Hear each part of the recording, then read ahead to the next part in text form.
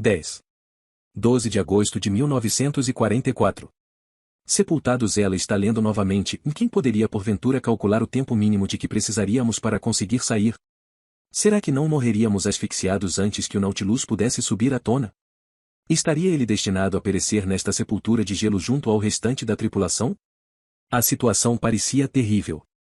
Porém, todos encararam com firmeza e decidiram realizar suas tarefas até o fim. Werner ouve. A tripulação retalha os icebergs que aprisionaram o submarino. Ele navega para o norte ao longo da costa sul-americana, passando pela boca do Amazonas, apenas para ser perseguido por um polvo gigantesco no Oceano Atlântico. A hélice para. O capitão Nemo emerge de sua cabine pela primeira vez em semanas, com um semblante sombrio. Werner faz força para se levantar do chão, carregando o rádio em uma das mãos e arrastando a bateria com a outra. Atravessa o porão até encontrar Volkeimer na poltrona dourada. Coloca a bateria no chão e desliza a mão no braço do homem enorme até tocar o ombro. Localiza a enorme cabeça do companheiro. Aperta os fones contra os ouvidos de Volkeimer.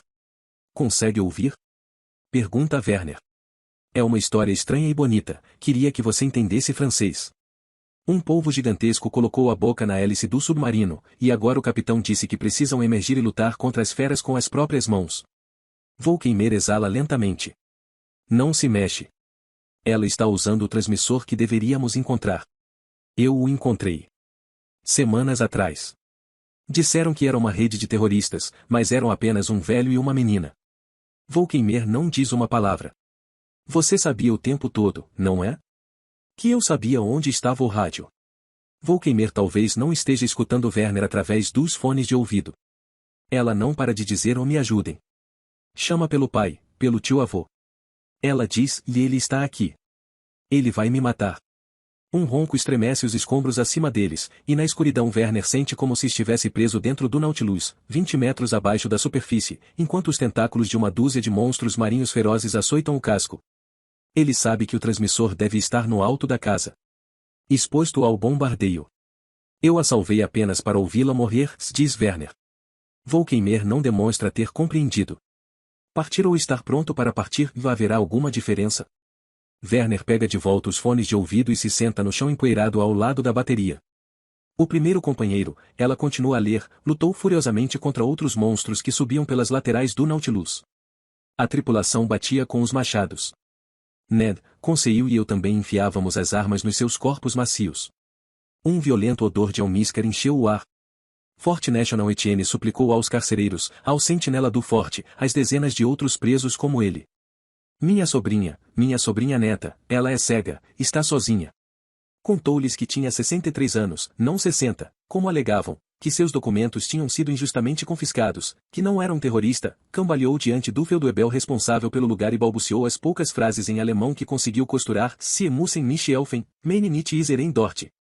Mas o feudwebel deu de ombros como todos os outros e olhou para trás, para a cidade em chamas do outro lado das águas, como se dissesse, do que alguém pode fazer diante disso. Então uma bomba americana errática atingiu o forte, os feridos urraram no porão de munições, os mortos foram enterrados embaixo das pedras logo acima da linha da maré, e Etienne parou de falar. A maré se afasta deslizando e depois sobe novamente. O pouco que resta da energia de Etienne se concentra em aquietar o barulho em sua própria cabeça. Às vezes ele quase se convence de que é capaz de ver o telhado de sua casa através dos esqueletos em chamas das mansões à beira-mar da porção noroeste da cidade. Quase se convence de que a casa permanece de pé. No entanto, ela torna a desaparecer por trás de uma cortina de fumaça. Nada de travesseiro, nada de cobertor. A latrina é apocalíptica. A comida chega irregularmente, trazida da cidadela pela mulher do sentinela, que atravessa meio quilômetro de pedras na maré baixa enquanto as bombas explodem na cidade atrás dela. Nunca o suficiente. Etienne se distrai com fantasias de fuga. Escapar por cima de um muro, nadar centenas de metros, arrastar-se através da arrebentação. Correr por entre as minas da praia até atingir um dos portões trancados. Absurdo. Aqui fora os prisioneiros veem as bombas explodirem na cidade antes de ouvi-las. Durante a última guerra, Etienne conheceu soldados da artilharia que, com o auxílio de binóculos, olhavam para os campos de batalha e discerniam o dano efetuado pelas bombas de acordo com as cores que explodiam em direção ao céu. Cinza era pedra. Marrom, solo. Cor-de-rosa era carne. Ele fecha os olhos. Lembra-se das horas passadas na livraria de Monsieur Ebrat, à luz de lâmpadas, escutando o rádio pela primeira vez. Lembra-se de subir até o coro para escutar a voz de Henry se elevar pela catedral. Lembra-se dos restaurantes pequenos com vitrais nas janelas e revestimento de madeira com padrões em relevo onde os pais os levavam para jantar, e as casas de campo dos corsários com frisos ornamentados, colunas dóricas e moedas de ouro incrustadas nas paredes, as frentes de oficinas de armeiros e capitães de navio e cambistas e estalajadeiros, os desenhos que Henry fazia nas pedras das muralhas. Mal posso esperar para sair daqui, lugar de merda. Lembra-se da casa dos Leblanc, a casa dele. Alta e estreita com a escadaria no centro, espiralando como uma concha, onde o fantasma do irmão ocasionalmente esgueirava-se entre as paredes, onde Madame Manek viveu e morreu, onde há não muito tempo ele podia se sentar em um sofá com Marie Laure e fingir que os dois viajavam sobre os vulcões do Havaí, sobre as florestas nubladas do Peru, onde há apenas uma semana ela estava sentada de pernas cruzadas no chão lendo para ele sobre a coleta de pérolas nas costas do Ceilão, Capitão Nemo e Aronnax em trajes de mergulho, o impulsivo canadense Ned Land prestes a arremessar o arpão em um tubarão. Tudo isso está se incendiando. Todas as lembranças que ele já teve. Acima do Forte National, a aurora torna-se profunda e mortalmente clara. A Via Láctea se transforma em um rio diáfano. Ele olha além dos incêndios. E pensa, o universo está cheio de combustível. As últimas palavras do Capitão Nemo por volta do meio-dia de 12 de agosto, Marie Laure tinha lido 7 dos últimos 9 capítulos pelo microfone. O Capitão Nemo libertou o submarino das garras do polvo gigantesco apenas para se encontrar no olho de um furacão. Páginas depois, ele abateu um navio de guerra cheio de homens, atravessou o seu casco, escreve Verne, como a agulha atravessa o tecido. Agora o capitão toca uma marcha fúnebre pesarosa e deprimente no órgão, enquanto o Nautilus dorme na imensidão do mar. Faltam 3 páginas. Se Marie Laure trouxe consolo para alguém ao transmitir a história, se o tio-avô, agachado em algum porão úmido com 100 homens, a sintonizou, se algum trio de americanos repousava no campo à noite, enquanto limpava as armas, e viajava nos passadiços escuros do Nautilus com ela, não é possível dizer. Mas ela está feliz de estar tão perto da conclusão. Lá embaixo, o alemão gritou 2 vezes de frustração, depois se pôs em silêncio. Por que simplesmente não sair do guarda-roupa? Pensa ela, entregar a casinha para o alemão e descobrir se ele vai poupar a vida dela. Primeiro ela vai terminar. Depois vai tomar uma decisão. Novamente ela abre a casinha da maquete e coloca a pedra na palma da mão. O que aconteceria se a deusa desfizesse a maldição? Será que os incêndios cessariam? Será que a terra se cicatrizaria? Será que as pombas voltariam aos parapeitos das janelas? Será que Papa retornaria? Encha os pulmões. Mantenha o ritmo do coração. A faca permanece a seu lado. As pontas dos dedos pressionadas nas linhas do livro. O arpoador canadense Ned Land encontrou a escotilha para escapar. O mar é traiçoeiro, diz ele para o professor Aronnax, e o vento está soprando forte. Estou com você, Ned. Mas tenho que confessar que, se formos apanhados, vou me defender, mesmo que tiver que morrer para isso. Vamos morrer juntos, Ned, meu amigo. Marie Laure liga o transmissor. Ela pensa nos caramujos do canil de Hubert Bazin, 10.000 deles, na forma como grudam, e em como se encolhem nas espirais de suas conchas. Em como se escondem naquela gruta, protegidos das gaivotas, que são incapazes de se aproximar para carregá-los até o céu e deixá-los cair sobre as rochas para abri-los. Visitante Von Rumpel bebe de uma garrafa de vinho oxidado que encontrou na cozinha. 4 dias na casa, e quantos erros já cometeu? O mar de chamas poderia ter ficado no museu em Paris o tempo todo, aquele mineralogista com um sorriso afetado e o diretor assistente dando risadas enquanto ele se retirava furtivamente, ludibriado, enganado, feito de bobo. Ou o perfumista pode ter mentido, apanhando o diamante da menina depois de mandá-la embora. Ou Levite pode tê-la acompanhado para fora da cidade enquanto ela o carregava na mochila surrada, ou o velho pode tê-lo enfiado no reto e agora o está cagando, 20 milhões de francos em uma pilha de fezes. Ou talvez o diamante nunca tenha existido. Talvez tudo não passe de um embuste, tudo não passe de uma história. Ele tivera tanta certeza. Certeza de que encontrar o esconderijo, de que resolver a charada. Certeza de que a pedra o salvaria. A menina não sabia, o velho estava fora de cena, tudo estava perfeitamente arranjado. Qual é a certeza agora? Apenas o mal aniquilador que viceja dentro do seu corpo, apenas a degradação que ele traz para cada célula do seu organismo. Em seus ouvidos vem a voz do pai, e você só está sendo testado. Alguém o chama em alemão. Está a ver? Pai. Você aí. Von Rumpel escuta. Os sons se aproximando no meio da fumaça.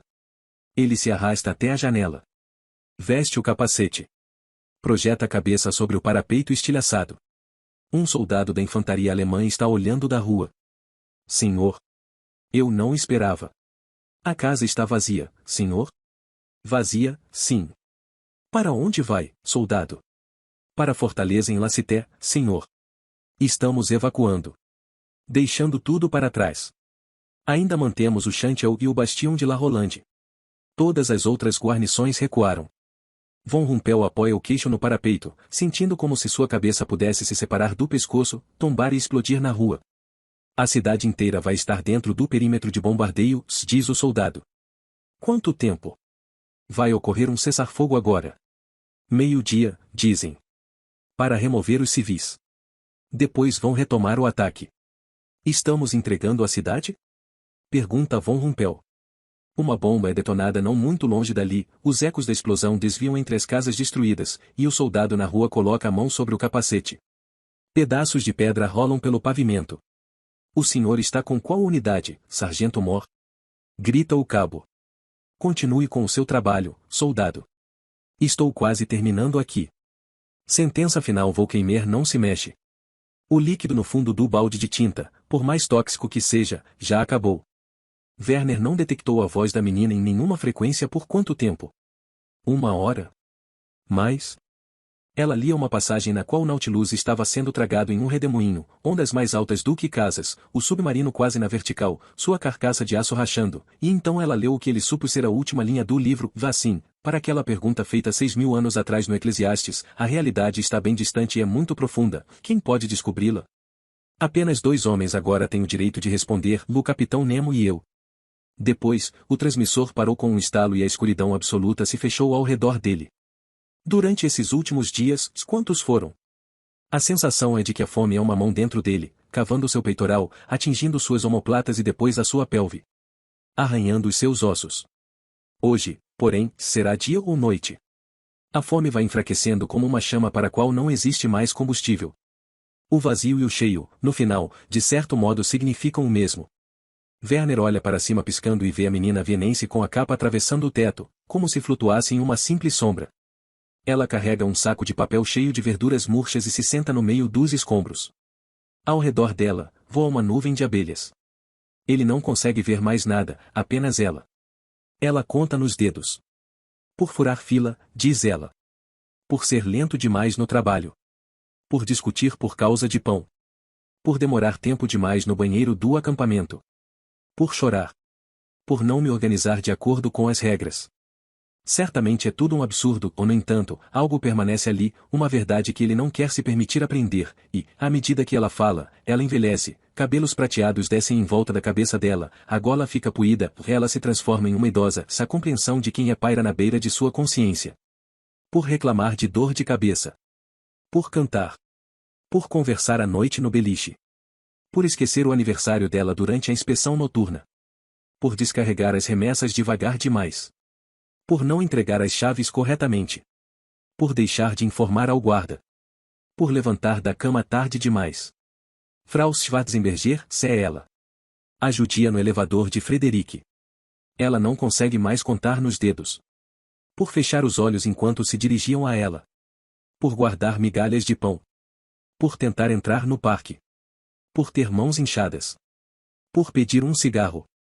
Por falta de imaginação, e no escuro Werner sente-se como se atravessasse o fundo e naufragasse cada vez mais, o tempo todo, como o Nautilus sugado no redemoinho, como o pai dele descendo no poço da mina, um mergulho só de ida a partir de Zollverein passando por Sepulforta, passando pelos horrores da Rússia e da Ucrânia, passando por mãe e filha em Viena, a ambição e a vergonha dele se tornando uma coisa só, até o último nível deste porão na borda do continente, onde a aparição entoa frases sem sentido. Frau Schwarzenberger caminha na direção dele, se transformando, à medida que se aproxima, de mulher em menina, o cabelo dela se torna vermelho novamente, a pele se suaviza, uma menina de 7 anos pressiona o rosto contra o dele, e no centro da testa dela Werner consegue ver um buraco mais negro do que a negritude em torno dele, no fundo do qual fervilha uma cidade escura cheia de almas, 10.000, 500.000, todos aqueles rostos olhando para ruelas, janelas, parques chamuscados, e ele ouve um trovão.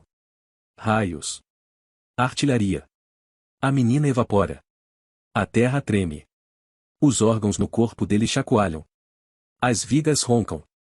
E depois o gotejar lento do pó e a respiração curta, derrotada, de Volkeimer a 1 metro de distância. Música no 1 em algum momento depois da meia-noite, em 13 de agosto, após sobreviver no sótão do tio-avô durante 5 dias, Marie-Laure segura um disco com a mão esquerda enquanto passa os dedos da mão direita suavemente por entre as ranhuras, reconstruindo a música em sua cabeça. Cada relevo para cima e para baixo. Depois, ela coloca o disco no eixo do gramofone de Etienne. Sem água alguma há 1 dia e meio. Sem comida há 2 dias. O sótão cheira a calor e poeira, a confinamento e a urina dela própria na bacia de barbear. Vamos morrer juntos, Ned, meu amigo. O cerco aparentemente não vai cessar nunca. Pedaços de alvenaria tombam nas ruas, a cidade se desintegra, ainda assim, esta casa não caiu. Ela retira a lata ainda fechada do bolso do casaco do tio-avô e a coloca no centro do chão do sótão.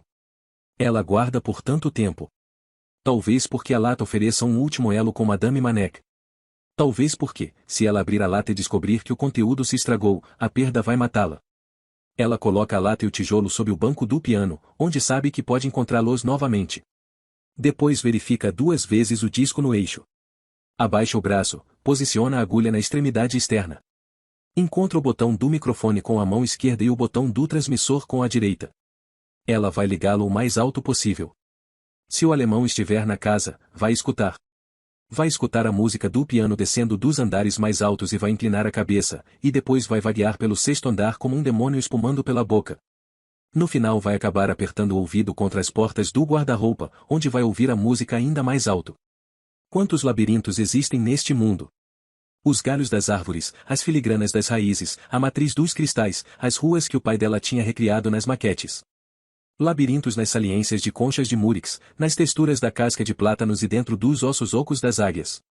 Nada mais complicado do que o cérebro humano, diria Etienne, a coisa mais complexa que existe, um órgão, dentro do qual giram universos. Ela pousa o microfone no alto-falante em forma de sino do gramofone, liga o interruptor da vitrola e o prato começa a girar. O sótão estala. Na mente de Marie-Laure, ela segue por um caminho no jardim des Plantes, o ar dourado, o vento verde, os longos dedos de salgueiros roçando os ombros dela. Adiante está o pai dela, que estende uma das mãos, aguardando. O piano começa a tocar. Marie-Laure procura por trás do banco e localiza a faca. Ela rasteja pelo chão até o topo da escada de 7 degraus e se senta com os pés balançando, o diamante dentro da casinha em seu bolso, a faca na mão. Venha e me pegue, diz. Música no 2 sob as estrelas que cobrem a cidade, tudo dorme. Os atiradores dormem, freiras em uma cripta embaixo da catedral dormem, as crianças nos porões dos corsários dormem no colo das mães adormecidas. O médico no porão do Hotel Dieu dorme. Alemães feridos nos túneis sob o forte de La Cité dormem. Além dos muros do Forte National, Etienne dorme. Todos dormem, com exceção dos caramujos escalando as pedras e os ratos correndo velozes entre os escombros. Em um buraco embaixo das ruínas do Hotel das Abelhas, Werner também dorme. Apenas Volkeimer permanece acordado. Ele continua sentado com o grande rádio no colo, no local onde Werner o tinha posicionado, a bateria descarregando entre os pés, a estática sussurrando nos seus ouvidos, não porque ele acredita que vai ouvir alguma coisa, mas porque foi aí que Werner deixou os fones. Porque ele não tem força para puxá-los das orelhas. Porque se convenceu horas atrás de que as cabeças de gesso no outro lado do porão vão matá-lo se ele se mover. Algo impossível acontece, a estática se transforma em música. Os olhos de Volkeimer se abrem o máximo que ele consegue. Esforçando-se na escuridão para captar qualquer fóton isolado. Um piano entoa escalas. Depois cessa. Ele ouve as notas e o silêncio entre elas, e depois se vê conduzindo cavalos no meio de um bosque ao amanhecer, arrastando-se pela neve atrás do bisavô, que caminha com um serrote sobre os enormes ombros, a neve resfolegando sob as botas e os cascos, todas as árvores acima deles estalando e murmurando. Chegam até a margem de um lago congelado, onde um pinheiro cresce, tão alto quanto uma catedral. O bisavô ajoelha-se como se pagasse uma penitência, enfia a serra em uma fenda do tronco e começa a cortar. Volkeimer se levanta. Encontra a perna de Werner na escuridão, coloca os fones nos ouvidos de Werner. Escute, diz. Escute, escute. Werner desperta. Acordes flutuam em cascatas transparentes. Clair de Lune. Claire, uma menina tão clara que dá para ver através dela. Enganche a lanterna na bateria, diz Volkeimer. Por quê? Faça isso. Mesmo antes que a música pare de tocar, Werner desconecta o rádio da bateria, desenrosca o bocal e a lâmpada da lanterna pifada, encosta-os nos terminais, o que dá aos 2 homens uma esfera de luz. No canto mais ao fundo do porão, Volkeimer arrasta blocos de concreto e pedaços de madeira e partes espatifadas da parede, material retirado dos escombros, parando de vez em quando para se curvar e recuperar o fôlego. Ele empilha tudo para formar uma barreira. Depois puxa Werner para trás deste abrigo improvisado, desenrosca a base de uma granada e puxa a corda para acender o fusível de 5 segundos. Werner coloca uma das mãos sobre o capacete, e Volkeimer arremessa a granada para o local onde costumava ficar a escada. Música no 3. As filhas de Von Rumpel eram bebês gordos, roliços, não eram? Ambas sempre deixando cair os chocalhos e chupetas, e sempre se enrolando nos cobertores. Por que tanta tortura, anjinhos? Mas elas cresceram. Apesar das ausências dele. E elas sabiam cantar, sobretudo Verônica. Talvez não viessem a ser famosas, mas sabiam cantar bem o bastante para agradar ao pai. Elas usavam as grandes botas de feltro e aqueles terríveis vestidos disformes que a mãe delas fazia, prímulas e margaridas bordadas nas golas, entrelaçavam as mãos às costas e soltavam a voz, cantando canções cujo significado das letras elas eram jovens demais para entender. Os homens me rodeiam como mariposas em torno do fogo, e suas asas se incendeiam, sei que eu não sou culpada. Não era minha intenção me apaixonar novamente. O que posso fazer? Não consigo impedir. No que pode ser uma recordação ou um sonho, Von Rumpel observa Verônica, que desperta cedo, se ajoelhar em meio à penumbra do quarto de Marie Laure antes do alvorecer e fazer uma boneca com um vestido branco andar ao lado de um boneco de terno cinzento pelas ruas da cidade em miniatura. Viram à esquerda, depois à direita, até chegarem aos degraus da catedral, onde um terceiro boneco, vestido de preto, um braço erguido, aguarda. Casamento ou sacrifício, Von Rumpel não sabe dizer. Depois Verônica canta tão suavemente que ele não consegue ouvir a letra, apenas a melodia, que parece menos os sons produzidos por uma voz humana do que as notas tocadas em um piano, e os bonecos dançam. A música cessa, e Verônica desaparece. Ele se senta. A maquete ao pé da cama se desintegra e passa-se um bom tempo para se restaurar. Em algum local acima dele, a voz de um jovem começa a falar em francês sobre as propriedades do carvão. Para fora por um milésimo de segundo, o espaço ao redor de Werner se rasga em dois, como se as últimas moléculas de oxigênio tivessem sido arrancadas dali. Depois, pedaços de pedra, madeira e metal passam riscando, unindo perto do seu capacete, chiando em direção à parede atrás deles, e a barricada de Volkeimer desmorona, e para todo lado na escuridão as coisas rolam e se deslocam, e ele não consegue encontrar ar para respirar. Porém, a detonação cria algum tipo de movimento tectônico nos escombros do prédio, e há um estrépito seguido por múltiplas cascatas na escuridão. Quando Werner para de tossir e retira os fragmentos sobre o peito, encontra Volkeimer olhando para cima, em direção a um único buraco de luz roxa. O céu. O céu noturno. Um facho de luz de estrelas atravessa a poeira e desce ao longo de uma pilha de escombros até o chão. Por um momento, Werner a inala. Então Volkeimer o chama de volta, escala metade da escada em ruínas e começa a atacar as extremidades da abertura com um pedaço de vergalhão. O ferro ressoa, as mãos dele se ferem e a barba de 6 dias brilha branca por causa da poeira, mas Werner pode ver que Volkeimer avança rapidamente, o fio de luz se transforma em uma cunha violeta, com um diâmetro mais largo do que 2 palmos de Werner. Com mais um golpe, Volkeimer consegue pulverizar a maior parte dos escombros, um bom pedaço estourando em cima dos seus ombros e capacete, e depois tudo não passa de uma simples questão de escavar e escalar. Ele espreme o tronco através da abertura, os ombros raspando nas beiradas, o casaco rasgando, os quadris retorcendo, e então atravessa. Ele se inclina para alcançar Werner, a bolsa de lona e o rifle, e então puxa tudo. Os dois homens se ajoelham em cima do que antes era uma viela. A luz das estrelas cobre tudo. Werner não consegue ver a lua.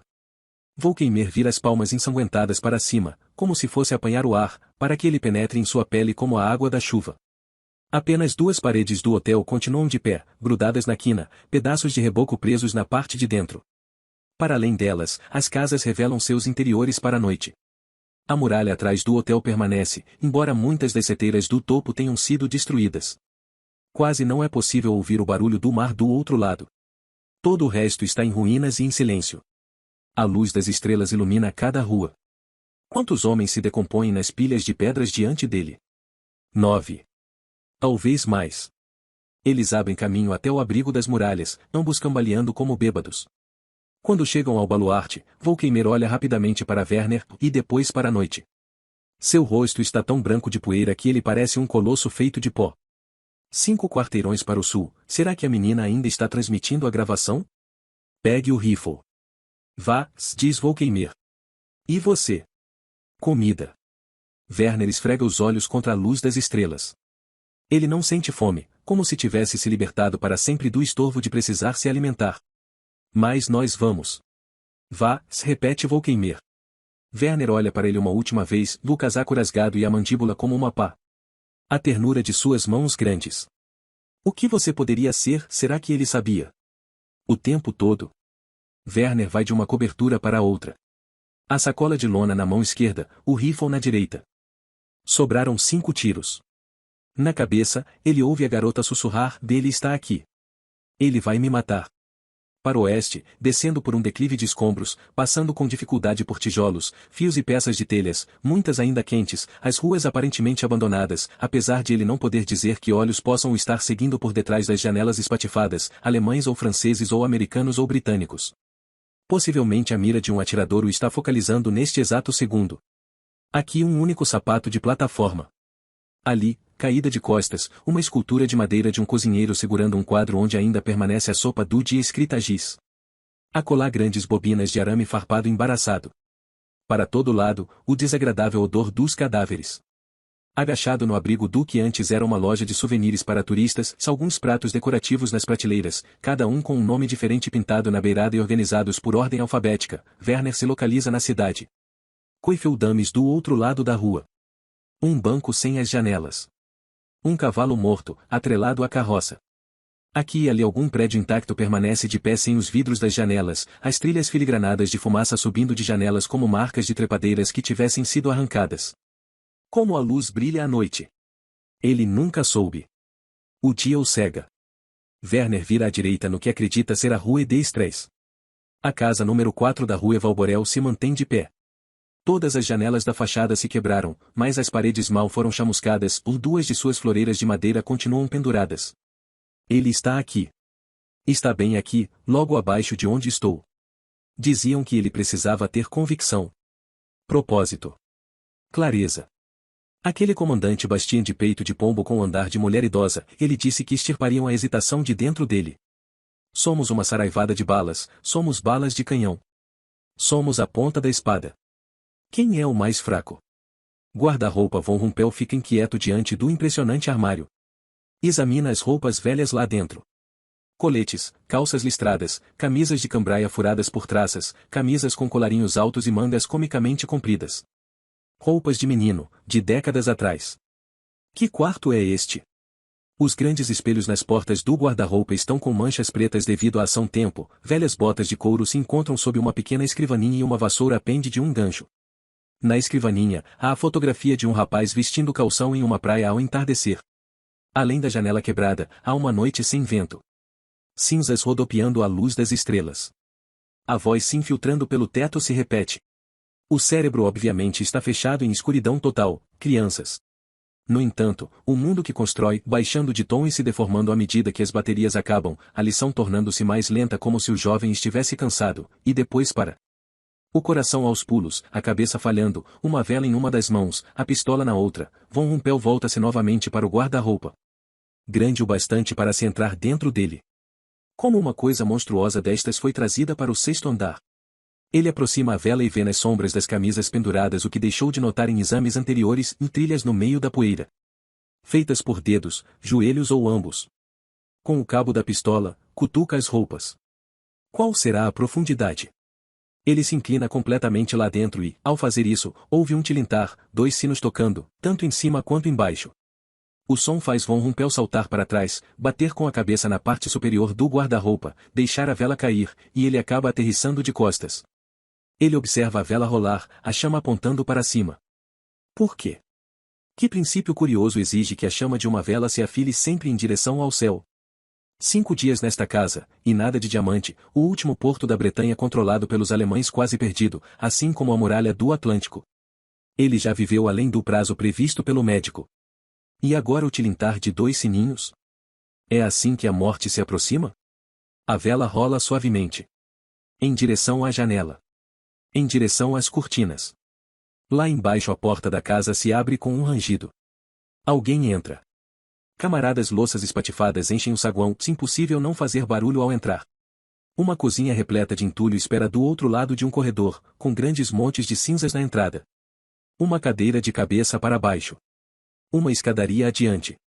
A menos que tenha se movimentado nos últimos minutos, ela estará na parte alta da casa, perto do transmissor. O rifle em uma das mãos, a bolsa no ombro, Werner começa a subir. Em cada patamar, uma escuridão intensa embaça sua visão. O chão se revela e se esconde sob seus pés. Livros foram jogados escada abaixo, assim como papéis, cordões, garrafas e o que poderiam ser pedaços de antigas casas de boneca. Segundo andar, terceiro, quarto, quinto, todos no mesmo estado. Ele não tem ideia do barulho que faz, ou se isso importa. No sexto andar, a escada parece terminar. 3 portas semiabertas cercam o patamar, uma à esquerda, uma à frente, uma à direita. Ele segue para a direita, rifle apontado, e espera a centelha dos disparos, a mandíbula de um demônio se escancarando. Em vez disso, uma janela quebrada ilumina uma cama com o centro afundado. Um vestido de menina está dependurado em um guarda-roupa. Centenas de coisas pequeninas, seixos, estão alinhadas junto do rodapé. 2 baldes estão em um canto, cheios até a metade com o que deve ser água. Será que ele chegou tarde demais? Ele encosta o rifle de Volkmar na cama, levanta um balde e bebe 1, 2 vezes. Lá fora, pela janela, muito além do quarteirão adjacente, além das muralhas, a solitária luz de um barco aparece e desaparece à medida que ele sobe e desce sobre as ondas distantes. Ah, diz uma voz atrás dele. Werner se vira. Na frente dele, surge cambaleando um oficial alemão em uniforme de campo. As 5 barras e 3 estrelas da patente de um sargento-mor, pálido e ferido, de uma magreza doentia, ele caminha vacilante em direção à cama. Do lado direito de seu pescoço verte algo estranho acima do colarinho apertado. Não recomendo, diz ele, misturar morfina com beljolais. Uma veia na lateral da testa do homem lateja ligeiramente. Vi o senhor, diz Werner. Na frente da padaria. Com um jornal. E você, caro recruta? Vi você lá. No sorriso dele, Werner reconhece uma suposição de que são do mesmo time, camaradas. Cúmplices. Que os dois chegaram a esta casa procurando a mesma coisa. Por trás do sargento-mor, do outro lado do corredor, o impossível, chamas. Uma cortina no quarto do outro lado do patamar pegou fogo. As chamas já estão lambendo o teto. O sargento-mor enfia um dedo no colarinho e puxa para o afrouxar. O rosto esquelético e os dentes de um louco. Ele se senta na cama. A luz das estrelas pisca no cano da sua pistola. Aos pés da cama, Werner só consegue discernir uma mesa baixa sobre a qual pequenas casas de madeira em escala se juntam para formar uma cidade. Será sentimá-lo? Os olhos dele vão da maquete para o fogo do outro lado do saguão e para o rifle de Volkmar encostado na cama. O oficial se curva para frente e paira acima da cidade em miniatura como uma gárgula atormentada. Anéis de fumaça preta começam a serpentear para dentro do saguão. A cortina, senhor. Está pegando fogo. O cessar-fogo está marcado para o meio-dia, pelo menos é o que dizem, fala Von Rumpel com uma voz vazia. Não precisa se apressar. Ainda há muito tempo. Ele percorre com os dedos uma rua em miniatura. Queremos a mesma coisa, você e eu, soldado. Mas apenas um pode possuí-lo. E apenas eu sei onde está escondido. O que apresenta um problema para você. Está aqui ou aqui ou aqui ou aqui. Ele esfrega as mãos e depois volta a deitar na cama. Aponta a pistola para o teto. Está lá em cima. No quarto do outro lado, a cortina em chamas se desprega do varão. Talvez apague, pensa Werner. Talvez o fogo apague sozinho. Werner pensa sobre os homens da plantação de girassóis e em uma centena de outros, em cada um deles jaz morto em sua cabana, em seu caminhão ou em seu abrigo, exibindo o olhar de alguém que identificou a melodia de uma canção conhecida. Uma ruga entre os olhos, um relaxamento da boca. Um olhar que diz, tão cedo? Mas ela não toca para todo mundo cedo demais? A luz do fogo tremula no outro lado. Ainda de costas, o sargento-mor pega a pistola com as mãos e abre e fecha a culatra. Beba mais um pouco, diz, e faz um gesto em direção ao balde nas mãos de Werner. Dá para ver como você está com sede. Não fiz xixi aí dentro, juro. Werner pousa o balde no chão. O sargento-mor se senta e inclina a cabeça para a frente e para trás como se estivesse se mexendo para aliviar a dor de um torcicolo. Depois ele mira a arma para o peito de Werner. Do outro lado do saguão, na direção da cortina em chamas, ouve-se um estrépito abafado, algo quicando em uma escada e atingindo o chão, ou a atenção do sargento-mor se concentra no barulho, e sua pistola abaixa. Werner se arremessa para apanhar o rifle de Volkmar. A vida toda você espera, lá agora, quando finalmente acontece, você está pronto? A simultaneidade dos momentos o tijolo bate no chão. As vozes cessam. Ela consegue ouvir um tumulto, e então o tiro vem como uma fenda de luz encarnada e a erupção do Krakatoa. A casa por um instante se parte em duas. Marie-Laure meio que escorrega, meio que cai da escada, e pressiona o ouvido contra o fundo falso do guarda-roupa. Passos rápidos atravessam o patamar e entram no quarto de Henry. Há um barulho de água sendo jogada e depois um chiado, e ela sente o cheiro de fumaça e vapor. Agora os passos se tornam hesitantes, são diferentes dos passos do Sargento Moore. Mais leves.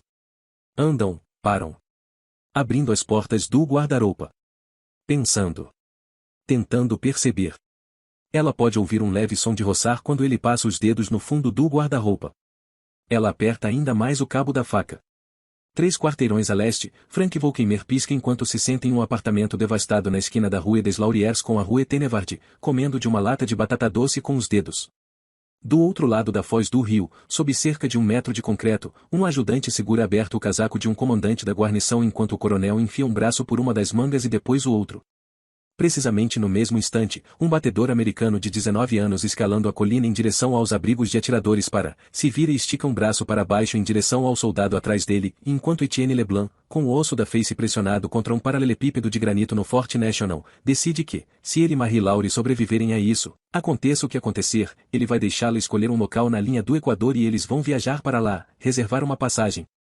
Andar de navio, voar em um avião, até se virem juntos em uma floresta tropical cercados de flores cujo cheiro nunca sentiram, escutando pássaros cujo canto nunca ouviram. A cerca de 500 quilômetros do Fort National, a esposa de Reynold von Rumpel acorda as filhas para irem à missa e contemplarem a boa aparência do vizinho delas, que voltou da guerra sem um dos pés.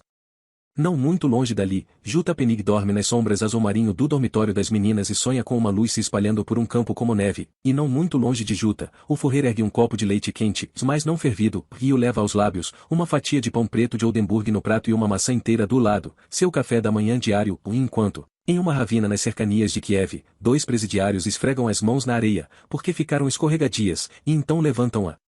Maca novamente no mesmo instante em que um Sonderkommando aviva o fogo com uma vara de aço, um pássaro cisca de uma pedra do pavimento em um pátio de Berlim, em busca de caracóis para comer, e na escola na Pola em Suppelforta, 119 rapazes de 12 e 13 anos aguardam em uma fila atrás de um caminhão para receber em mãos minas terrestres antitanques de 13 quilos, rapazes que, daí a aproximadamente 8 meses, isolados em meio à ofensiva russa, a escola inteira separada como uma ilha, receberão uma caixa do último chocolate amargo do Reich e capacetes da Wehrmacht resgatados de soldados mortos, e então esta derradeira colheita da juventude da nação sairá precipitadamente, o chocolate ainda derretendo nas entranhas, com os capacetes grandes balançando nas cabeças quase raspadas e 60 lançadores de foguetes Panzerfaust nas mãos em um último espasmo inútil para defender uma ponte que não precisa mais ser defendida, enquanto tanques T-34 do exército branco russo surgem, estalando e roncando, na direção deles para destruir a todos, cada um daqueles meninos, a Aurora sente malo, e há um puxão no outro lado do guarda-roupa, Werner ouve Marie-Laure inalar, Marie-Laure ouve Werner raspar as unhas de 3 dedos na madeira, um som não muito diferente do de um disco girando sob uma agulha, os rostos dos dois a um braço de distância.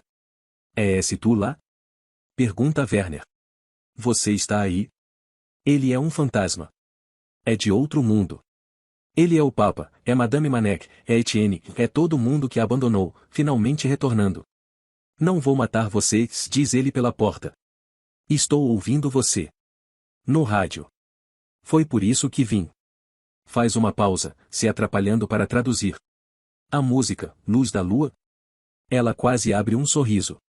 Todos passamos a existir a partir de uma única célula, menor do que um grão de areia. Muito menor. Dividir. Multiplicar. Somar e subtrair. A matéria muda de sentido, os átomos flutuam para dentro e para fora, as moléculas giram, as proteínas se grudam umas nas outras, as mitocôndrias transmitem ordens oxidantes, começamos como uma aglomeração elétrica microscópica. Os pulmões, o cérebro, o coração. 40 semanas mais tarde, 6 trilhões de células se espremem através de nossas mães e soltamos um berro. Só então o mundo começa para nós. Marie-Laure abre a porta do guarda-roupa. Werner toma a mão dela e a ajuda a sair. Os pés da jovem encontram o piso do quarto do avô. Mes souliers, diz. Não consigo encontrar meus sapatos. Segunda lata a garota se senta completamente imóvel no canto e cobre os joelhos com o casaco. A maneira como se encolhe, encostando os calcanhares no traseiro. A maneira como os dedos dela se agitam pelo espaço ao redor dela. Cada movimento uma lembrança que ele espera nunca esquecer. Ouvem-se explosões de tiros ao leste, a cidadela sendo bombardeada novamente, a cidadela respondendo ao bombardeiro. A exaustão o abate. Ele fala em francês. Vai haver um Waffenruhe. Cessar o bombardeio. Ao meio-dia. Então as pessoas vão poder sair da cidade. Posso tirá-la daqui. E você tem certeza de que isso é verdade? Não. Não tenho certeza de que é verdade. O silêncio agora. Ele examina as próprias calças, o casaco empoeirado. O uniforme o torna cúmplice de tudo o que a menina odeia. Tem água, diz ele. Ele cruza para o outro quarto do sexto andar sem olhar para o corpo de Von Rumpel na cama dela e apanha o segundo balde. A cabeça de Marie desaparece na abertura do balde, e os braços magros o envolvem enquanto ela bebe. Você é muito corajosa, diz ele. Ela abaixa o balde. Como você se chama? Ele responde. Quando perdi a visão, Werner, continua ela, as pessoas disseram que eu era corajosa. Quando meu pai foi embora, as pessoas disseram que eu era corajosa. Mas não era coragem e eu não tinha escolha. Acordo todos os dias e vivo minha vida. Você não faz a mesma coisa? Não vivo minha própria vida há muitos anos.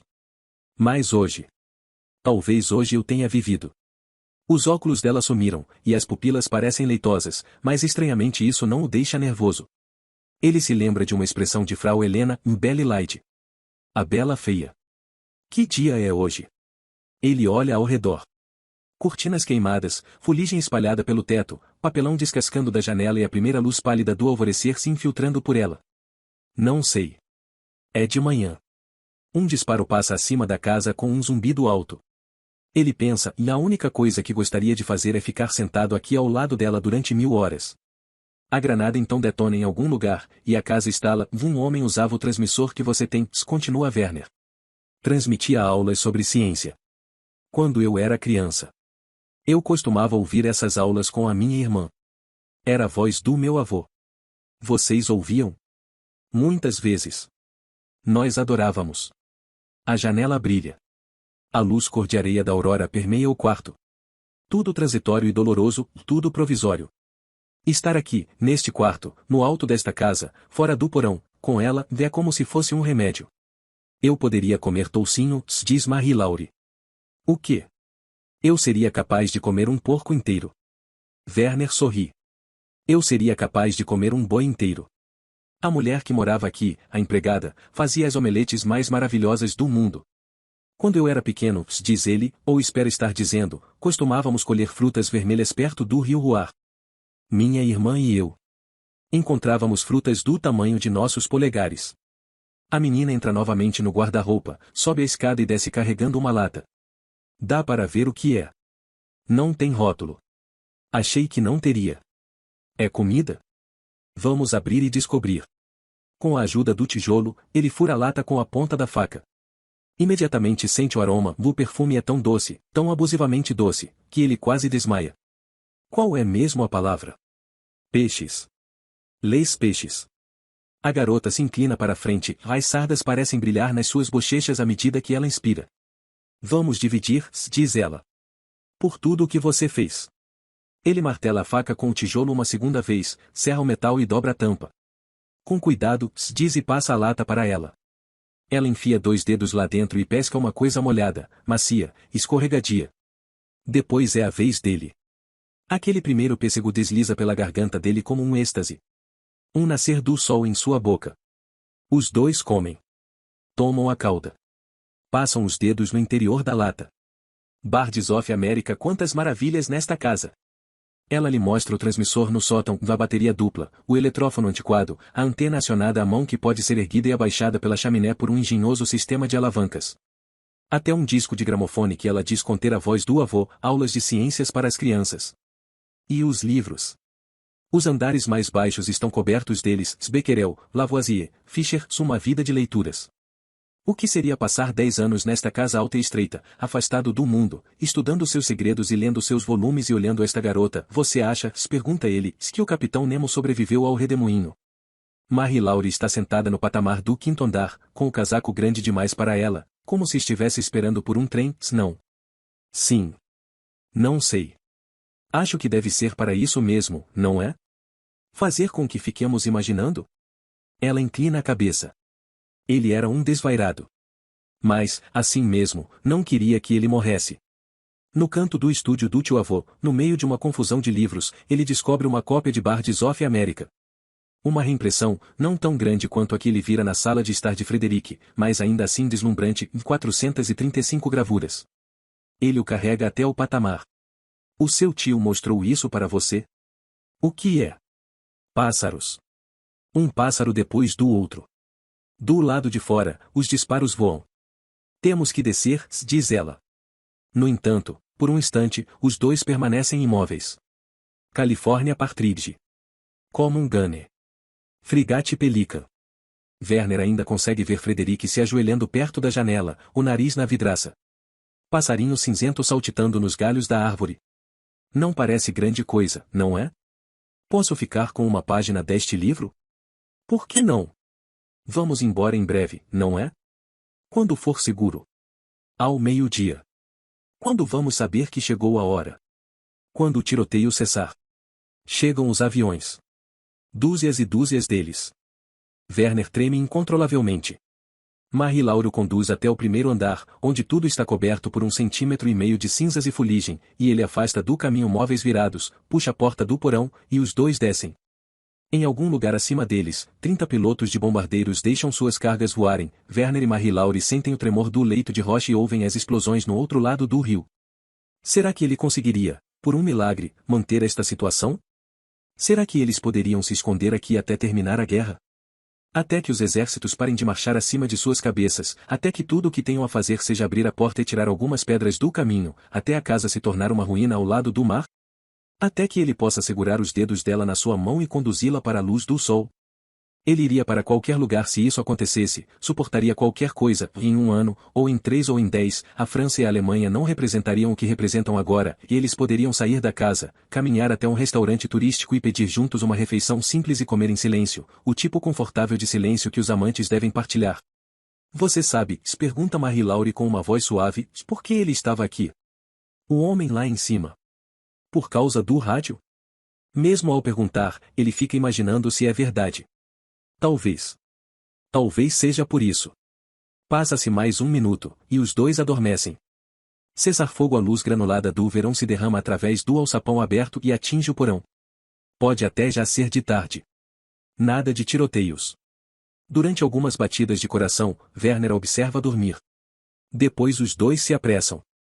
Ele não consegue encontrar os sapatos que ela pediu, mas encontra um par de mocassins leves de homem em um armário e a ajuda a calçá-los. Sobre o uniforme, ele veste uma calça de lã de Etienne e uma camisa cujas mangas ficam excessivamente compridas. Se eles toparem com os alemães, ele só vai falar francês, alegando que está ajudando a deixar a cidade.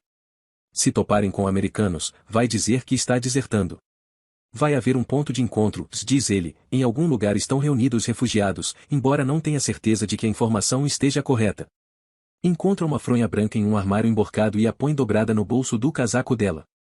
Quando for a hora, levante isso o mais alto que conseguir. Vou tentar. E a minha bengala? Aqui está. No saguão, hesitam. Nenhum dos dois está certo daquilo que os espera do outro lado da porta. Ele se lembra do salão de baile exageradamente aquecido dos exames de admissão 4 anos antes, escada parafusada na parede, bandeira vermelha com o círculo branco e a cruz preta abaixo. Você dá um passo, você salta. Do lado de fora, montanhas de escombros se aglomeram em toda parte. As chaminés se mantêm erguidas com os tijolos aparentes. A fumaça se espalha por todo o céu. Ele sabe que os disparos vinham do leste, que 6 dias atrás os americanos estavam quase em Paramé, por isso, ele leva Marie Laure naquela direção. A qualquer momento serão vistos, pelos americanos ou pelo exército dele, e serão obrigados a fazer algo. Trabalhar, juntar-se, confessar, morrer. De algum lugar vem o som de incêndio, o som de rosas secas sendo esmigalhadas com o punho. Nenhum outro som, ou nem motores, nem aviões, nem o estouro distante de tiros ou os gritos de homens feridos ou o ganido de cães. Ele toma a mão de Marie para ajudá-la a escalar as pilhas de escombros. Não cai nenhuma granada, nenhum rifle é disparado, e a luz é suave e se mistura com as cinzas. Juta, pensa ele, finalmente lhe dei ouvidos. Por 2 quarteirões não avistam ninguém. Talvez Volkeimer esteja comendo, Werner gostaria que fosse verdade, o gigante Volkeimer comendo sozinho em uma mesinha com vista para o mar, se está tão silencioso. A voz dela parece uma janela clara e iluminada para o céu. Seu rosto parece um campo de sardas. Ele pensa, e não quero deixar que ela se vá. Estão nos observando? Não sei. Acho que não. Um quarteirão adiante, ele vê um movimento e 3 mulheres carregando trouxas. Marie-Laure o puxa pela manga. Que rua é esta perpendicular? Rue des Lauriers. Venha, diz ela. Anda com a bengala na mão direita, batendo de um lado para o outro. Viram à direita e à esquerda, passam um castanheiro semelhante a um gigantesco palito chamuscado fincado no chão, passam por 2 corvos ciscando algo inidentificável, até atingirem a base das muralhas. Galhos de era pendem de um arco acima de uma viela estreita. À direita, Werner pode ver uma mulher com roupa de tafetá azul arrastar pelo pavimento uma enorme mala abarrotada. Um menino vestindo uma calça apropriada para uma criança menor do que ele a segue, uma boina encaixada na parte de trás da cabeça, uma espécie de casaco brilhante. A se vi saindo, mademoiselle. Devo chamá-los? Só preciso de um instante. Ela o conduz até o fundo da viela. O ar marinho, salgado, expandido, chega através de uma abertura na parede que ele não consegue ver, o ar pulsa com a maresia. No final da viela chegam a um portão estreito. Ela enfia a mão no bolso e tira uma chave. A maré está alta? Através do portão ele só consegue ver um espaço baixo, limitado por uma grade na outra extremidade. Tem água ali embaixo. Temos que nos apressar. Porém, ela já está cruzando o portão e descendo até a gruta, calçando aqueles sapatos enormes, movimentando-se com confiança, passando os dedos pelas paredes como se fossem velhas amigas que ela pensou que talvez nunca mais encontrasse. A maré jorra através do lago, a água atinge suas canelas e molha a barra do vestido. Ela tira do casaco alguma coisa pequena feita de madeira e a coloca na água. Ela fala baixo, a voz ecoando. Você precisa me dizer, está no mar? Tem que estar no mar, se está assim. Temos que ir, mademoiselle. Tem certeza de que está na água? Tenho. Ela sai dali, esbaforida. Empurra o rapaz de volta para o portão, que ela tranca atrás de si. Ele lhe entrega a bengala. Então, eles retornam pelo beco, os sapatos chapinhando na água. Passam pela cortina de era. Viram à esquerda. Exatamente em frente, um grupo de pessoas atravessa um cruzamento de ruas, uma mulher, uma criança, 2 homens carregando um terceiro deitado em uma maca, todos os 3 homens com cigarros nas bocas. A escuridão retorna aos olhos de Werner, e ele se sente fraco. Em pouco tempo as suas pernas vão perder a energia. Um gato está sentado na rua lambendo uma pata, passando-a por cima das orelhas e o observando. Ele pensa nos velhos mineiros debilitados que tinha visto em Zolveren, sentados em cadeiras ou caixotes, sem se mover por horas, esperando pela morte. Para homens como aqueles, o tempo era um exagero, um barril que eles observavam se esvaziar lentamente. Quando na verdade, pensa Werner, trata-se de uma poça brilhante que você carrega com as mãos, ou você deve gastar toda a sua energia para protegê-lo. Lutar por ele. Trabalhar arduamente para não deixar cair nenhuma gota. Agora, diz ele no melhor francês que consegue, aqui está a fronha. Passe a mão ao longo da parede. Dá para sentir? Vai chegar a um cruzamento, continue andando em frente. A rua parece bastante desimpedida. Mantenha a fronha no alto. Bem na sua frente, assim, entendeu? Ela se vira para ele e morde o lábio inferior. Eles vão atirar. Não com esta bandeira branca. Não em uma garota. Há outros na frente. Siga esta parede. Ele coloca a mão dela na parede uma segunda vez. Rápido. Lembre-se da fronha. E você? Vou na outra direção. Ela volta o rosto na direção do dele, e, embora ela não seja capaz de vê-lo, Werner sente que não consegue sustentar o olhar dela. Você não vai comigo? Vai ser melhor que ninguém a veja comigo. Mas como vou encontrar você de novo? Não sei. Ela procura a mão dele, coloca uma coisa dentro dela e aperta. Adeus, Werner. Adeus, Marie-Laure. E então ela se afasta. A cada poucos passos, a ponta da bengala bate em uma pedra quebrada na rua, e leva um tempo até que ela a contorne. Passo, passo, pausa. Passo, passo novamente. A bengala testando, a barra molhada do vestido dela balançando, a fronha branca erguida. Ele não desvia o olhar enquanto ela não passa pelo cruzamento, desce o quarteirão seguinte e desaparece de sua vista. Ele espera ouvir vozes. Tiros. Vão ajudá-la. Tem que ajudá-la. Quando abre a mão, há uma pequena chave de ferro. Chocolate. Madame Ruelle encontra Marie-Laure nesta noite em uma escola.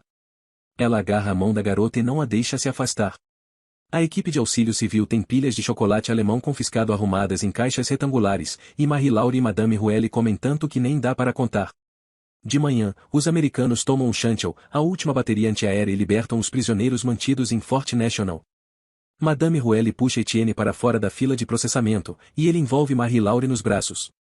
O coronel em sua fortaleza subterrânea do outro lado do rio resiste por mais 3 dias, até que um avião americano chamado Lightning deixa cair um tanque de napalm por um duto de ar, um tiro em 1 milhão, e 5 minutos depois uma folha branca sobe em um poste e o cerco de Saint-Malo chega ao fim.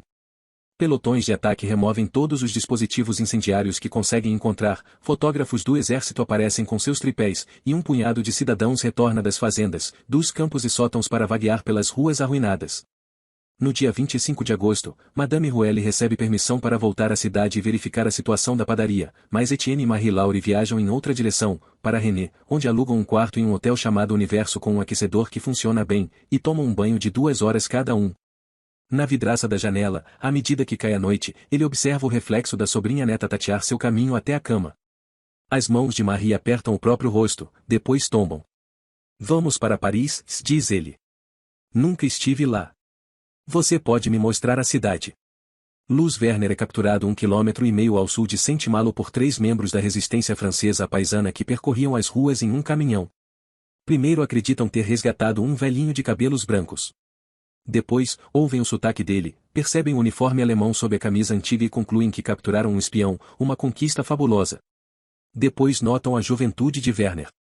Eles o entregam a um oficial americano em um hotel transformado em centro de desarmamento.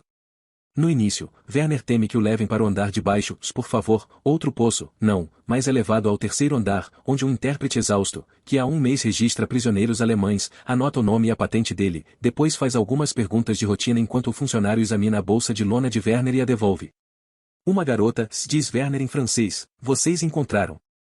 O intérprete dá apenas um riso afetado e fala algo em inglês para o funcionário, como se todo soldado alemão que ele entrevistasse perguntasse a respeito de uma garota. Ele é conduzido a um pátio circundado com arame farpado, onde mais 8 ou 9 alemães estão sentados, com suas botas de cano alto, segurando cantis surrados, um deles vestido em trajes femininos com os quais aparentemente tentou desertar. 2 suboficiais, 3 soldados rasos e nada de Volkeimer. À noite, servem sopa em um caldeirão, e ele engole 4 porções em uma caneca de estanho. 5 minutos mais tarde, ele está em um canto, com enjoos. A sopa da manhã também não para em seu estômago. Grandes massas de nuvens cruzam os céus como se nadassem. O ouvido esquerdo de Werner não escuta som algum. A imagem de Marie-Laure fica na cabeça de Werner, as mãos dela, os cabelos, mesmo ele se preocupando com o fato de que, ao se concentrar demasiadamente nelas, corre o risco de gastá-las. Um dia após a prisão, é conduzido a pé para o leste com um grupo de 20 pessoas, a fim de se juntarem a um grupo maior, e lá ficam confinados em um depósito. Pelas portas, não consegue avistar Saint-Malo, mas ouve os aviões, centenas deles, e um enorme manto de fumaça permanece suspenso no horizonte dia e noite. 2 vezes os paramédicos tentaram dar a Werner tigelas de mingau, mas não adiantou. Ele não consegue reter nada no estômago desde os pêssegos. Talvez sua febre tenha voltado, talvez a lama que eles tomaram no porão do hotel o tenha envenenado. Talvez seu organismo esteja parando de funcionar. Werner sabe que, se não comer, vai morrer. Mas quando ele come, sente como se fosse morrer. Do depósito, marcham até Dinant. A maioria dos prisioneiros são meninos ou homens de meia idade, os restos despedaçados dos regimentos. Carregam ponchos, bolsas, caixotes, ou alguns transportam malas de cores brilhantes trazidas sabe-se lá de onde. Dentre eles, caminham pares de homens que lutaram juntos, mas a maior parte é composta de estranhos, que não se conhecem, e todos eles viram coisas que gostariam de esquecer. Sempre existe a sensação de uma onda atrás deles, uma massa que se amplia, carregando com ela uma raiva lenta e vingativa. Ele caminha vestido com a calça de lã do tio-avô de Marie-Laure, sobre os ombros, a bolsa de lona. 18 anos. Durante toda a sua vida, seus professores, seu rádio, seus líderes falavam com ele sobre o futuro. E, no entanto, o que lhe reserva o futuro? O caminho adiante é indistinto, e as linhas de seus pensamentos se inclinam todas para o interior. Ele vê Marie-Laure desaparecer na rua com a bengala, como cinzas sopradas de um fogo, e um sentimento de saudade o despedaça. No dia 1º de setembro, Werner não consegue se colocar de pé quando desperta. 2 de seus companheiros de prisão o ajudam a ir até o banheiro e voltar, depois o deitam no gramado.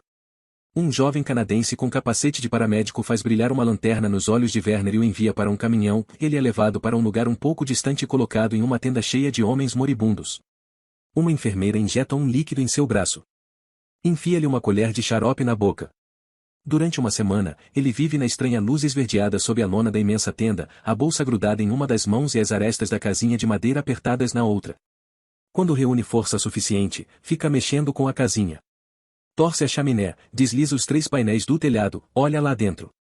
Construída com tanto engenho. Todo dia, mais uma alma escapa em direção ao céu, e ele sente que consegue ouvir uma música ao longe, como se uma porta tivesse sido fechada em um grandioso e velho rádio e ele pudesse escutar apenas ao encostar o ouvido bom contra o material, apesar da suavidade da música, e há momentos em que ele não tem certeza se ela de fato está ali. Existe alguma coisa que desperta raiva, Werner está certo disso, mas não sabe dizer exatamente o que. Não consegue comer, diz uma enfermeira, em inglês. Braçadeira de paramédico. Tem febre? Alta. Ainda trocam outras palavras. Depois, números. Em um sonho, ele vê uma noite cristalina e brilhante com os canais todos congelados, os lampiões das casas dos mineiros queimando e os fazendeiros patinando entre os campos. Vê um submarino adormecido nas profundezas desprovidas de luz do Oceano Atlântico. O Juta pressiona o rosto contra uma escotilha e respira no vidro. Ele espera ver surgir a imensa mão de Volkeimer, para ajudá-lo a subir no Opel. E Marie-Laure? Será que ela ainda sente a pressão da mão dele contra os dedos dela assim como ele sente a pressão da mão dela? Certa noite, ele se ergue e se senta. Nos catres ao seu redor, há uma meia dúzia de feridos ou doentes. Um vento de setembro sopra do campo e faz as paredes da tenda se agitarem. A cabeça de Werner gira ligeiramente sobre o pescoço. O vento está forte e vai soprando ainda mais forte, e os cantos da tenda repuxam contra as cordas esticadas, e no local onde as pontas das 2 extremidades se levantam, ele consegue ver as árvores mexerem e oscilarem. Tudo ressoa. Werner enfia seu caderno velho e a casinha na bolsa de lona e a fecha. O homem do lado dele murmura perguntas para si mesmo e o restante do grupo destruído dorme. Até mesmo a sede de Werner desapareceu. Ele sente apenas a chegada abrupta, impassível, da luz da lua, à medida que ela atinge a tenda acima dele e se espalha. Lá fora, através das aberturas da tenda, as nuvens movem-se rapidamente acima dos topos das árvores. Em direção à Alemanha, a caminho de casa. Prateado e azul, azul e prateado. Folhas de papel caem entre as fileiras de catres, e no peito de Werner o batimento se acelera. Ele vê Frau Helena se ajoelhar ao lado do fogão a lenha e avivar o fogo. As crianças em suas camas. Juta bebê dormindo no berço. O pai dele acende um lampião, entra no elevador e desaparece. A voz de Volkeimer, do que você poderia ser, o corpo de Werner parece ter perdido seu peso sob o cobertor, e, além das portas esvoaçantes da tenda, as árvores dançam e as nuvens persistem em sua gigantesca marcha ondulada, e ele balança primeiro uma perna e depois a outra para fora da beirada da cama. Ernest, chama um homem ao lado dele. Ernest. Mas não existe nenhum Ernest, os homens nos catres não respondem, o soldado americano na porta da tenda está dormindo. Werner passa por ele e pisa no gramado. O vento ultrapassa a camiseta dele. Ele é uma pipa, um balão. Certa vez, ele e Juta construíram um pequeno barco à vela com restos de madeira e o carregaram até o rio. Juta pintou o barco com verdes e roxos incríveis, e ela o colocou na água com acentuada formalidade. Porém, o barco se inclinou assim que a corrente o apanhou. Flutuou corrente abaixo, fora do alcance, e a água escura e lisa o engoliu. Juta olhou para Werner, com os olhos molhados, piscando, puxando as laçadas de fios surrados do próprio suéter. Tudo bem, Werner lhe disse. As coisas quase nunca funcionam na primeira tentativa. Vamos construir outro, ainda melhor. Será que construíram? Ele espera que sim. Ele parece se lembrar de um barquinho com melhores condições de navegar do que aquele deslizando rio abaixo. Velejando, contornou uma curva e os deixou para trás. Não foi assim? O luar brilha e cresce, as nuvens partidas correm acima das árvores. Folhas voam para todo lado. Mas o luar não se mexe com o vento, passa pelas nuvens, pelo ar. Para Werner parece uma série de clarões imperturbáveis, incrivelmente vagarosos, que ficam suspensos por toda a grama crespa. Por que o vento não faz a luz se mover? Do outro lado do campo, um americano observa um rapaz deixar a tenda dos doentes e se movimentar em direção às árvores. Ele se senta. Ergue a mão. Out! Grita. Pare! Mas Werner cruzou a extremidade do campo, onde pisa em uma mina terrestre colocada ali pelo próprio exército 3 meses antes, e desaparece em um jorro de terra. 11. 1945 Berlim Em janeiro de 1945, Frau Helena e as 4 últimas garotas que viviam na casa das crianças, as gêmeas Hannah e Susanne Gerlitz, Claudia Forster e Jutta, que na época tinha 15 anos, são levadas de Essen para Berlim a fim de trabalharem em uma fábrica de peças para máquinas. Durante 10 horas por dia, 6 dias por semana, elas desmontam pesadas prensas de forjamento e empilham o metal reutilizável em caixotes para serem transportados em vagões de trem desenroscando, serrando, puxando. Na maior parte dos dias, Frau Helena trabalha perto, usando uma jaqueta de esqui rasgada que ela encontrou, resmungando para si mesma em francês ou cantando músicas de sua infância. Elas moram em cima de uma gráfica que fora abandonada 1 mês antes. Centenas de caixotes de dicionários com erros de impressão estão empilhados nos corredores, e as garotas os queimam, página por página, no aquecedor. Ontem Dankeswort, Dangebet, Dankopfer. Hoje Frauenverband, Frauenverein, Frauenwurstenier, Frauenvalechek. Como refeição, elas têm repolho e cevada no refeitório da fábrica ao meio-dia, intermináveis filas de rações distribuídas à noite. A manteiga é cortada em porções mínimas e 3 vezes por semana, cada uma delas recebe um quadrado com a metade do tamanho de um cubo de açúcar. A água vem de uma torneira a 2 quarteirões de distância. As mães com crianças pequenas não conseguem roupas de bebê, nem carrinho de bebê, e muito pouco leite de vaca. Algumas cortam lençóis para usar como fraldas, ou algumas dobram jornais em triângulos e os prendem entre as pernas dos bebês.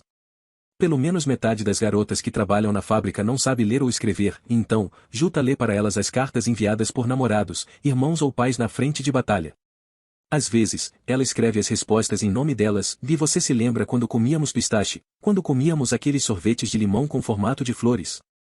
Quando você disse, e por toda a primavera, toda noite, os bombardeios acontecem, sendo o único objetivo aparente queimar a cidade até deixá-la no esqueleto. Na maior parte das noites, as garotas correm para o final do quarteirão, descem para um abrigo apertado e ficam acordadas com o barulho das paredes de concreto se despedaçando. De vez em quando, no caminho para a fábrica, veem corpos, cadáveres mumificados pelo fogo, pessoas carbonizadas a ponto de não serem reconhecidas. Outras vezes, os cadáveres não apresentam ferimentos aparentes, e são esses que enchem Jutta de pavor, pessoas que parecem estar a ponto de se levantarem e caminharem para o trabalho com os demais. Mas elas não se levantam. Certa vez ela vê uma fila de 3 crianças de cabeça para o chão, as mochilas nas costas.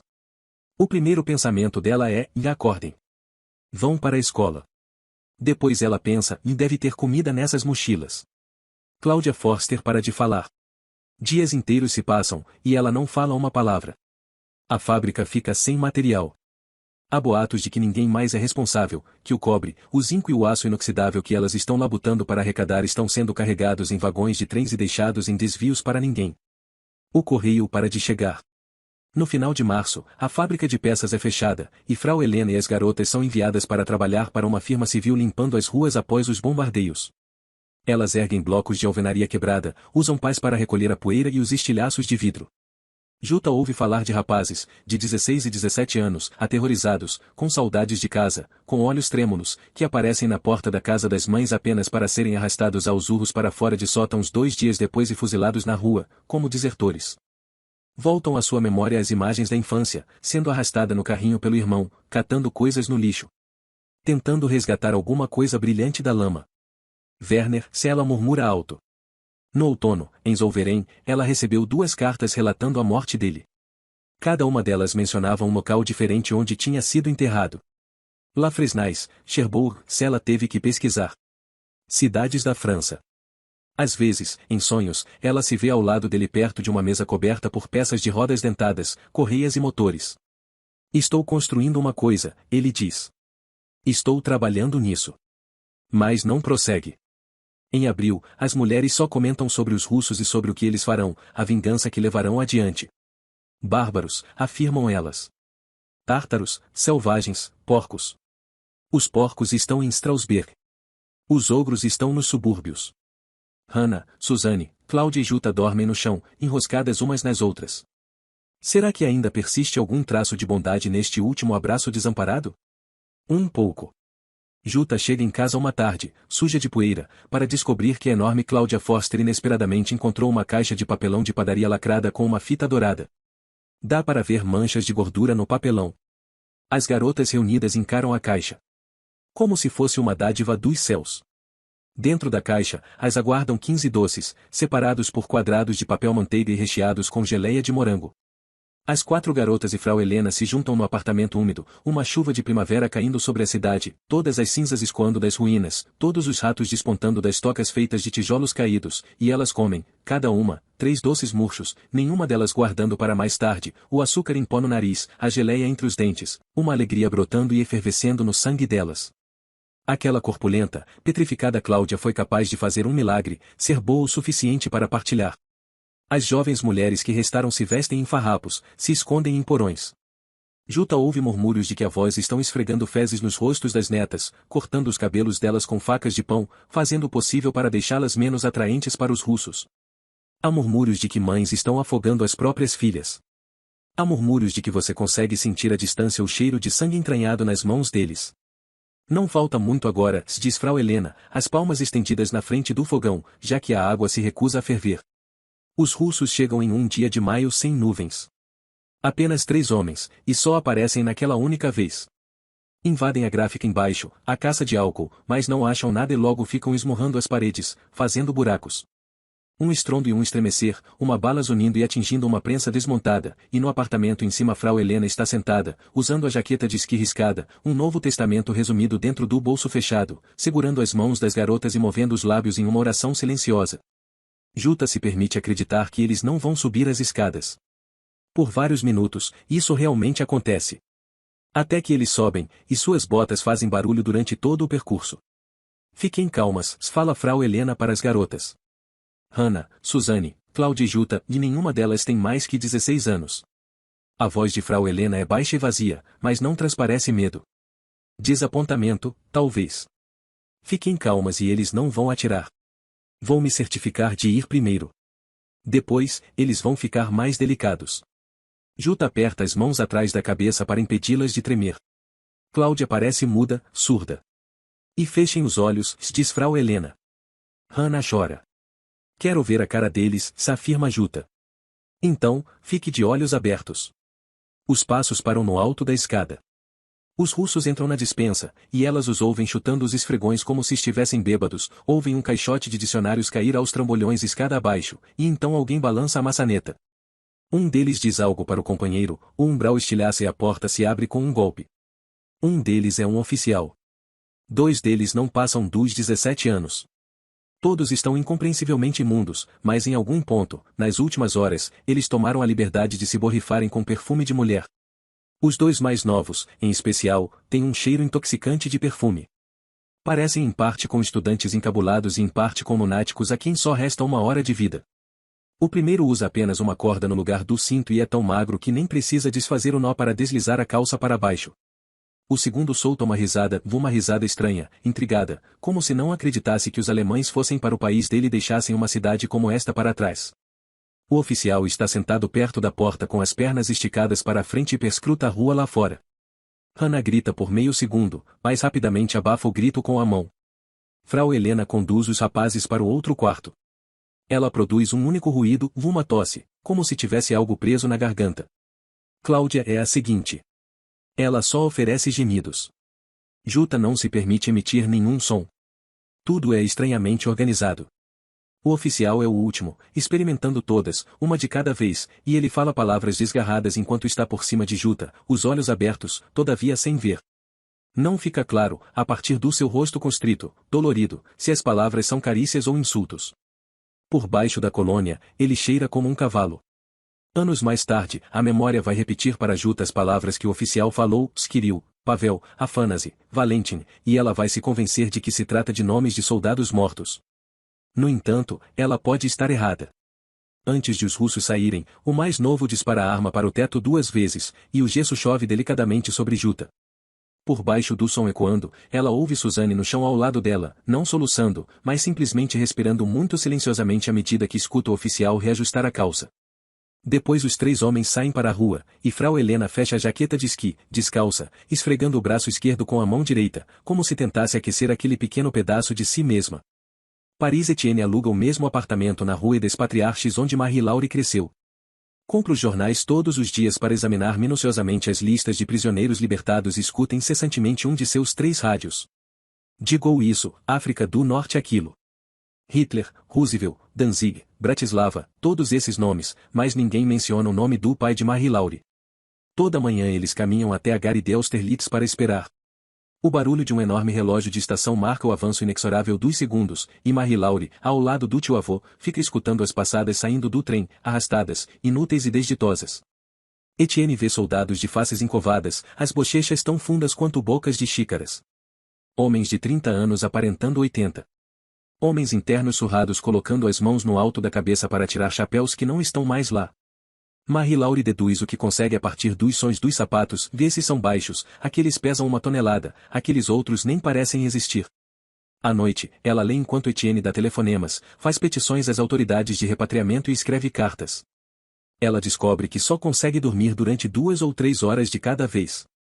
Tiros fantasmas a despertam. É só o ônibus, tranquiliza a Etienne, que se acostumou a dormir no chão ao lado dela. Ou, são apenas os passarinhos. Ou então, e não é nada, Marie. Quase todos os dias, o Dr. Giffard, o velho e decrépito malacólogo, espera com eles na Gare de Austerlitz, sentado ereto, barba e gravata borboleta, com cheiro de alecrim, de hortelã, de vinho. Ele a chama de Laurette, conta como sentiu falta dela, como pensou nela todos os dias, como vê-la faz com que ele acredite uma vez mais que a bondade, mais do que qualquer outra coisa, é o que perdura. Marie Laure permanece sentada com o ombro pressionado contra o ombro de Etienne ou do Dr. Giffard. Papa pode estar em qualquer lugar. Pode ser aquela voz que se aproxima. Aqueles passos à sua direita. Pode estar em uma cela, em uma vala, a 1000 quilômetros de distância. Pode estar morto há muito tempo. Ela vai até o museu de braços dados com Etienne para conversar com diversos funcionários, muitos dos quais se lembram dela. O próprio diretor explica que estão fazendo tudo o que podem em busca do pai dela, que continuarão a ajudá-la com as despesas de alojamento e educação. Não há qualquer menção ao mar de chamas. A primavera chega, os comunicados inundam as ondas de rádio. Berlim se rende, ou Göring capitula, a grande e misteriosa caixa forte do nazismo se escancara. Passeatas se materializam espontaneamente. As outras pessoas que aguardam na Gare de Austerlitz murmuram que 1 em cada 100 voltará para casa. Que dá para envolver o pescoço deles apenas com o polegar e o indicador. Que, quando tiram as camisas, é possível ver o movimento dos pulmões dentro do peito. Cada mordida que ela dá em um alimento é uma traição. Mesmo os que retornaram, ela percebe, retornaram diferentes, mais velhos do que deveriam, como se tivessem visitado outro planeta, onde os anos passam mais rapidamente. Há a possibilidade, diz Etienne, de que nunca cheguemos a descobrir o que aconteceu. Temos que nos preparar para isso. Marie Laure ouve Madame Manek, você nunca pode deixar de acreditar. Durante todo o verão eles esperam, Etienne sempre de um lado, o Dr. Giffard frequentemente do outro. E então, em um início de tarde de agosto, Marie Laure faz com que o tio-avô e o Dr. Giffard subam as longas escadarias, saiam para a luz do sol, e pergunta se é seguro atravessar a rua.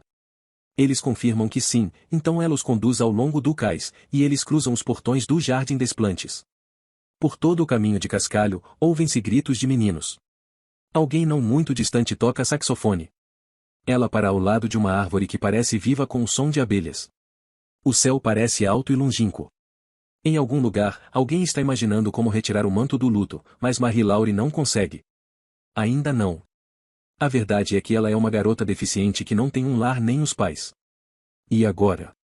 Pergunta Etienne. Almoço? Escola, se ela responde. Eu gostaria de ir para a escola.